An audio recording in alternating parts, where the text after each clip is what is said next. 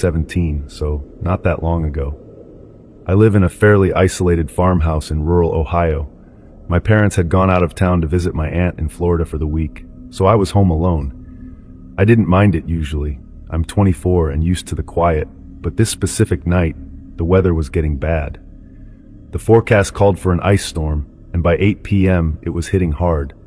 I could hear the sleet hitting the windows like gravel. It wasn't just snow, it was that heavy, wet ice that clings to everything. Around 9:30 p.m. the inevitable happened. I was in the living room watching YouTube on my TV when everything just snapped off. The sudden silence was immediate. The furnace, the TV, it all just died instantly. I sat there in the dark for a second, waiting to see if it was a flicker, but it stayed off. I pulled out my phone and used the flashlight to navigate to the kitchen to find the emergency candles and a heavy-duty flashlight we keep in the junk drawer. The atmosphere in the house changed immediately. Because we are so far out in the country, when the lights go out, it is pitch black. You can't see your hand in front of your face. And because of the heavy snow and ice outside, the house was dead silent. The snow insulates everything, muffling any noise from the road, which is a mile away anyway. It felt like I was in a vacuum. I sat at the kitchen island, just scrolling on my phone. I had about 60% battery left, and luckily, the cell towers were still working, so I was running on data. I texted my parents to let them know the power was out, and they told me to just bundle up and stay inside. About 20 minutes passed. It was getting colder in the house. That's when my phone buzzed in my hand. It was a notification from our smart home security app. Motion detected at the back door. My heart jumped a little, but I tried to be rational. We have a camera pointed at the back deck. Usually it picks up deer or raccoons, especially when they're looking for food in the winter. Or sometimes heavy snow drifting past the sensor can trigger it. I opened the app to check the live feed. The video loaded, but the quality was terrible. Because the power was out, the camera was running on its backup battery, and the Wi-Fi was down, so it was trying to connect via a weak cellular backup signal. The screen was just a mess of gray and white. The night vision was on, but the snow was swirling so hard it was reflecting the infrared light, creating this wall of white static. I squinted, trying to see the deck. I saw a shape, but it was too blurry to make out. It looked like a dark blob standing near the railing, but it could have been a bush blowing in the wind. I tapped the screen to try to refresh the connection. The wheel spun for a second, and then the screen went black. A message popped up. Camera offline. I figured the battery had died in the cold, or the signal just couldn't punch through the storm. Still, that dark shape bothered me. I needed to be sure the door was locked. I knew I locked it, but the anxiety made me want to double check. I stood up and walked toward the back of the kitchen. The back door is a sliding glass door that leads out to a wooden deck. I didn't turn my flashlight on because I didn't want to reflect light off the glass and blind myself. I just used the ambient light from my phone screen, which was dim. As I got closer to the door, the temperature dropped. You could feel the cold radiating off the glass. The humidity from the house had created a thick layer of condensation on the inside of the window, so I couldn't see out at all. It was just a foggy, gray rectangle. I reached out to the latch to make sure it was engaged. It was. I let out a breath I didn't know I was holding. I told myself I was being paranoid. It was just a deer. Then I froze. Right in front of my face, on the other side of the glass, something moved. I watched in absolute horror as a hand pressed against the glass from the outside. I could see the pale skin of the palm and the fingers pressing hard against the surface. The hand moved slowly, wiping away the condensation and frost on the outside of the glass. It wiped a clear circle right at eye level, and then an eye appeared in the cleared circle. I was standing less than a foot away. I was staring directly into a wide, unblinking human eye. It looked manic. The pupil was blown wide open. It wasn't looking around, it was looking right at me. He knew I was standing there. He had been waiting for me to come to the door. I screamed. I scrambled backward, my socks slipping on the hardwood floor, and I fell hard on my hip. I didn't even feel the pain. I scrambled to my feet and sprinted out of the kitchen. I heard a loud thud against the glass door, like he had slammed his body against it, trying to force it off the tracks. I ran to the downstairs bathroom, which is the only room on the first floor with a solid door and no windows. I slammed the door, locked it, and wedged myself between the toilet and the sink. My hands were shaking so bad I almost dropped my phone. I dialed 911. The operator answered, but the connection was spotty. I whispered that there was a man at my house trying to get in. I gave her my address, but she told me that road conditions were severe and response time would be delayed. She told me to stay on the line and stay hidden. While I was on the phone, the banging on the back door stopped. The silence returned. That was almost worse. I didn't know if he had given up or if he was finding another way in. I sat there for what felt like hours, but was probably only 10 minutes.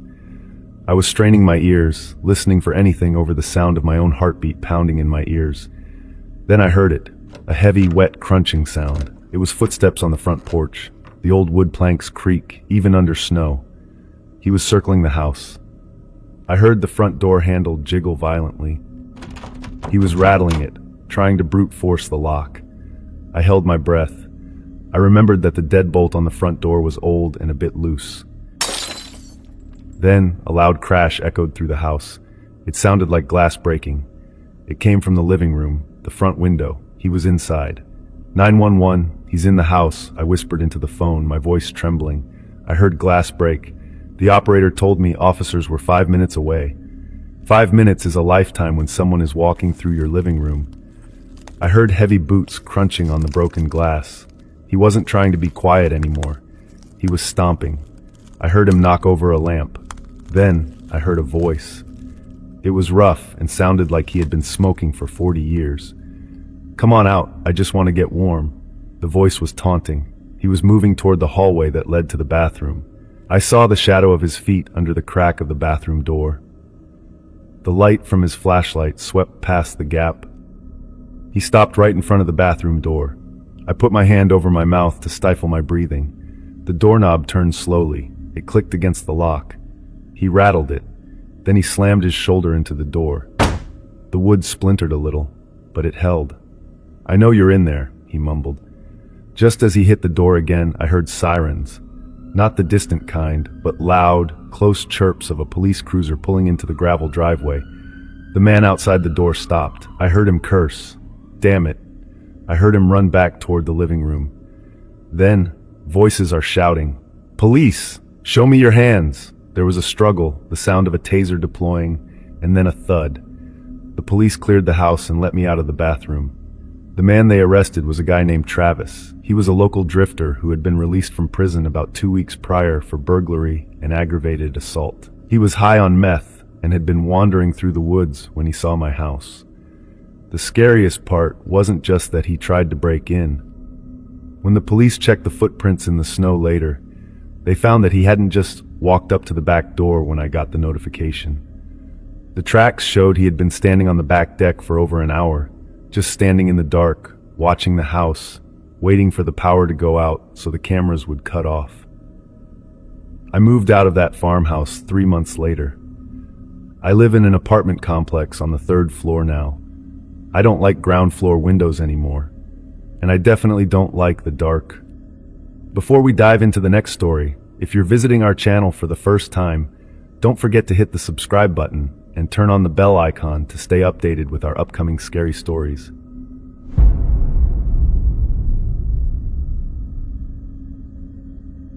A few years ago, back in the winter of 2023, I was working as a delivery driver for DoorDash.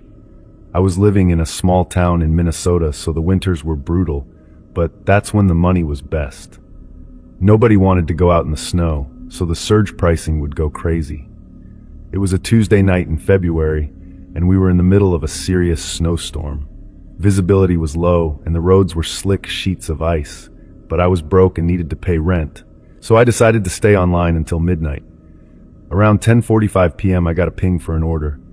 It was a large order from a local steakhouse, and the payout was huge, almost $40 for a 5-mile drive. I accepted it immediately without really looking at the map. I picked up the food, which smelled great, and started following the GPS.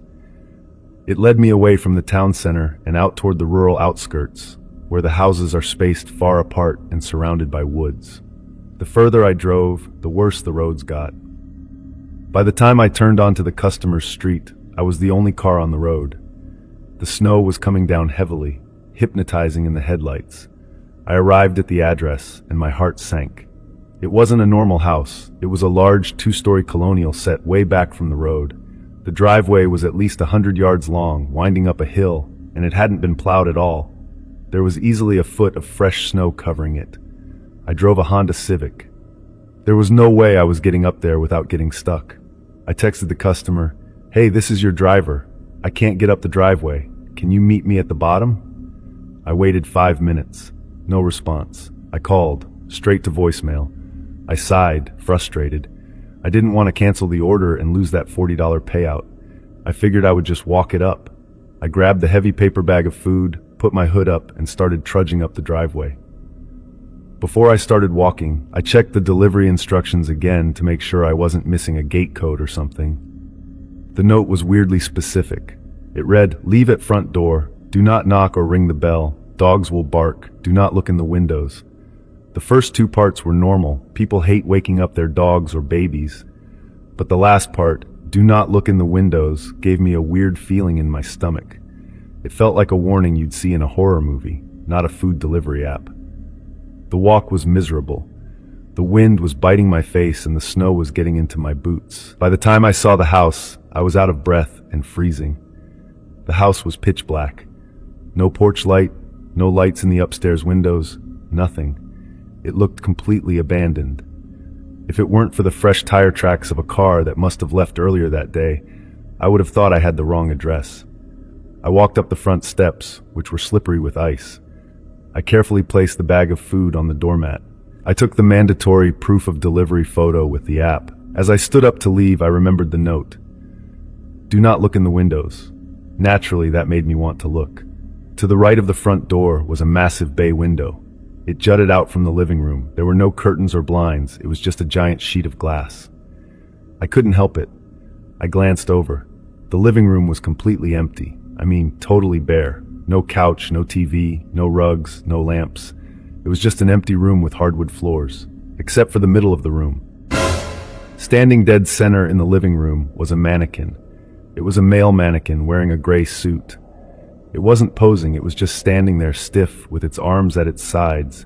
It was facing the window, facing me. It was startling, but I told myself it was just some weird art project, or maybe the people were moving in and using it for storage. But it creeped me out. It felt like it was watching me, even though it had no face, just a smooth plastic oval head. I turned around quickly, wanting to get out of there. The vibe was all wrong. The silence of the woods, the dark house, the weird instruction, it was too much. I started walking fast down the steps. "Just get to the car," I said to myself. I hit the bottom step and my boot found a patch of black ice hidden under the snow. My feet flew out from under me and I slammed hard onto the driveway. "Ow!" I groaned, rubbing my elbow. I sat there for a second in the snow, gathering my bearings. I was embarrassed, hoping nobody saw me wipe out. I stood up and brushed the snow off my pants. Instinctively, I looked back at the house to see if a light had flickered on, thinking the noise of my fall might have alerted the owner. The house was still dark, but my blood ran cold. I looked at the bay window again. The mannequin wasn't in the middle of the room anymore. It was standing right against the glass. It was pressed up against the window, looming over the porch. It hadn't just tipped over. It was upright, its plastic forehead touching the pane. It was looking down at where I had just been standing on the porch. I froze for maybe half a second, my brain trying to process how a plastic doll could cover 20 feet of distance in the 5 seconds I was on the ground. Then, pure adrenaline took over. I didn't scream. I just ran. I sprinted down that unplowed driveway, knees high, slipping and sliding in the deep snow. I didn't look back. I felt like someone was right behind me, reaching for my hood. I got to my car, threw the door open, and locked it the second I was inside. I fumbled with the keys, my hands shaking so bad I dropped them on the floor mat. I scrambled to grab them, jammed the key in the ignition, and peeled out of there. I almost slid into a ditch turning around, but I didn't care. I drove 5 miles over the speed limit until I was back on the main road with streetlights. I called support and told them I felt unsafe at the drop-off, but I didn't tell them about the mannequin because I knew how crazy it sounded. I just said it was unlit and dangerous ice. A few days later, I drove past that road during the day, just to see if the house looked different. There was a for sale sign at the end of the driveway. It looked old and weathered. I looked up the address on Zillow when I got home. The listing said the house had been vacant and on the market for over a year. The photos showed the same empty living room. I don't know who or what ordered that steak dinner, and I don't know how a mannequin moves across a room on its own, but I never delivered to that side of town again.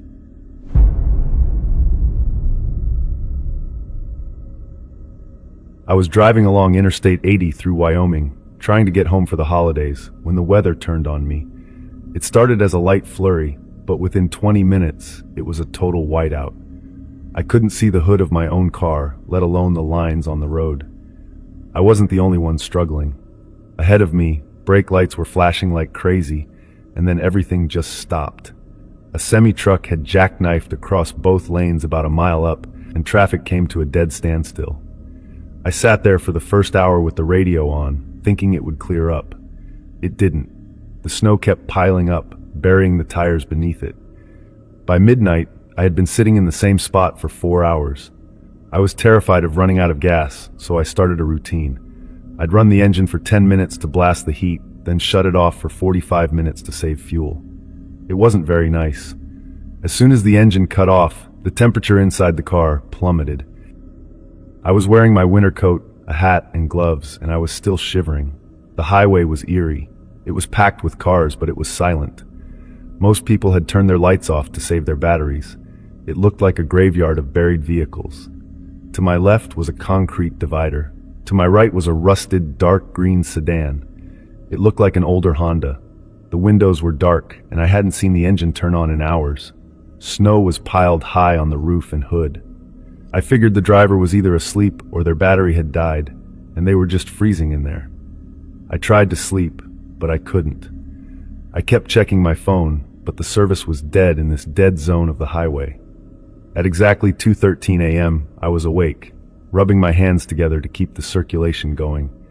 That's when I saw movement out of the corner of my eye. The driver's door of the green Honda next to me creaked open. I sat up a little straighter. The wind was howling outside, easily 30 miles per hour, and the temperature was well below zero. A man stepped out of the Honda. He looked completely out of place. He was wearing a faded graphic t-shirt and jeans, no coat, no hat, no gloves. He stepped right into the shin-deep snow in canvas sneakers. I watched him, confused. I thought maybe his car had broken down and he was coming to ask for a jump start. But he didn't look at me. He walked toward the car in front of the Honda, a large SUV. He reached out and grabbed the door handle. He pulled on it gently. It was locked. He didn't knock on the window. He didn't wave his arms. He just let go and moved to the next car, a pickup truck. He tried the handle, locked. He was moving methodically, checking for an unlocked door. The weirdest part was his body language. He wasn't hunched over against the wind. He was standing straight up, walking casually, like he was strolling through a mall, not a blizzard. After checking 3 cars and finding them locked, he turned around and walked back toward me. My heart started hammering against my ribs. I made sure my doors were locked. I pressed the lock button down again, just to be sure. He walked right up to my driver's side window. I flinched back toward the passenger seat. The snow was swirling around him, but I could see his face perfectly in the reflection of my dashboard lights. He was smiling. It was a wide, unnatural grin that showed too many teeth. His eyes were wide open, unblinking, staring right through the glass at me. He didn't say anything. Instead, he lifted a piece of cardboard he was holding. It looked like the lid of a pizza box with grease stains on it. Written on the cardboard in thick black marker were the words, "Let me in. I'm cold." I stared at the sign, then back at his face. He wasn't shivering. That was the thing that made my stomach drop. It was negative 10 degrees out there. I was shivering inside my car with a coat on. This guy was in a t-shirt, and he wasn't shaking. His skin wasn't pale or blue. He looked perfectly comfortable. He tapped on the glass with his finger. He just kept smiling. He moved the sign closer to the window. "Let me in." I'm cold. I shook my head violently. No. I said, even though I knew he couldn't hear me over the wind. Get away. He didn't look angry. He just tilted his head like he was observing a fish in a tank. He reached down and grabbed my door handle. He pulled up on it. It clicked, but the lock held. He didn't pull again. He just let go, looked at me one last time with that frozen smile, and lowered the sign. Then, without any urgency, he turned around and walked back to his green Honda. He opened the door, got in, and shut it. I grabbed the tire iron from my back seat and sat there for the rest of the night, staring at that car. I never saw him move again. I never saw the car turn on. When the sun came up around 7 a.m., the plows finally broke through. A highway patrol officer was walking down the line of cars, checking on people. I rolled down my window as he approached. I was exhausted and shaking from adrenaline. "Officer," I said, pointing to the green Honda, "the guy in that car next to me. He's dangerous. He was trying to get into my car last night." The officer looked at the Honda. It was completely buried in snow now. "That one?" "Yes. He got out around 2 a.m. He was wearing a t-shirt. He's crazy." The officer frowned. He walked over to the Honda. He wiped the snow off the driver's side window and peered in. Then he tried the handle. It was unlocked. He opened the door. I leaned forward to look. The car was empty. "There's nobody in here," the officer said, looking around the interior. "No keys in the ignition either." "He has to be," I insisted. I watched him get in. The officer checked the registration in the glove box. He came back to my window a few minutes later. "This car was reported stolen 3 days ago from a pizza delivery driver in Omaha," the officer said. "Looks like whoever took it ran it out of gas and ditched it when the traffic stopped. If he was walking around in a t-shirt last night, he's probably frozen to death in the woods by now. They never found a body. But I know what I saw. I know he wasn't shivering.